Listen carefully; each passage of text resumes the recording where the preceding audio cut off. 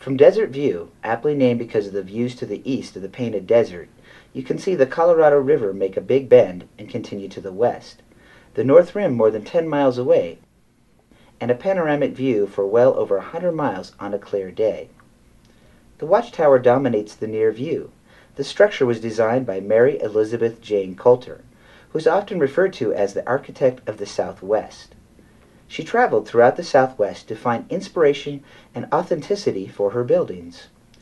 The architecture of the ancestral Puebloan people of the Colorado Plateau served as her model. This particular tower was patterned after those found at Hovenweep and the Round Tower of Mesa Verde.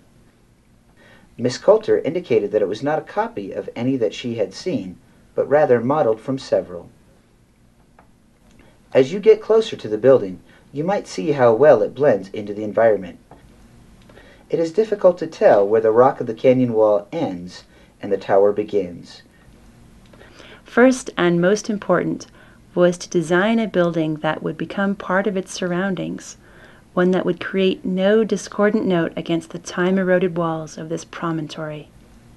To obtain this result, she insisted that the rocks not be cut or worked so they would not lose the weathered surfaces, so essential to blend it with the canyon walls. Note, too, some of the intricate designs she had built into the tower. For example, look for the white decorative stones near the top, which fade out as the eye goes around the tower. She had seen this pattern at Chaco Canyon and thought it would break the monotony of this watchtower. The built-in cracks, which are patterned from some of the ancient towers she had seen, are deliberately designed.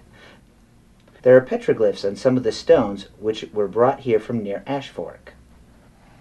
The internal steel framework of the watchtower was designed and supervised by the bridge builders of the Santa Fe Railway Company. Upon this framework, each exterior stone was selected and carefully placed to ensure exactly the look Mary Coulter was hoping to obtain, for she was a stickler for detail. At one point, she had to leave for a day, and the workmen continued to put on stone, completing 2 layers. When she returned, she was not satisfied with 1 stone on the newly laid layers, and the men had to take the whole thing down and redo it to her exacting specifications. Her attention to accuracy of detail was amazing.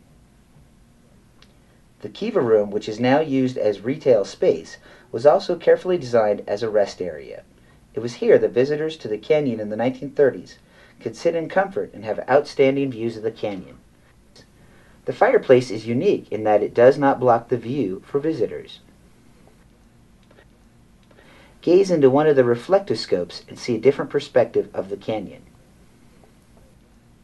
As you climb the stairs of the tower, there are many stories embedded in the paintings and artwork which decorate the walls. The first gallery on the first landing was done by Frank Kabotie, a Hopi from Second Mesa. These represent the physical and spiritual origins of Hopi life. The ceiling images painted by Fred Geary are recreations of images from Abo Rock Shelter, now part of Salinas National Monument in New Mexico. The top floor of the tower is without decoration, which might detract from the beautiful panoramic views of the Grand Canyon. Again, this design reflects Mary Coulter's respect for the landscape in which she was building. The watchtower stands today, partly as a monument to Miss Coulter's careful attention to detail, her enchantment with the Southwest, and her commitment to cultural preservation.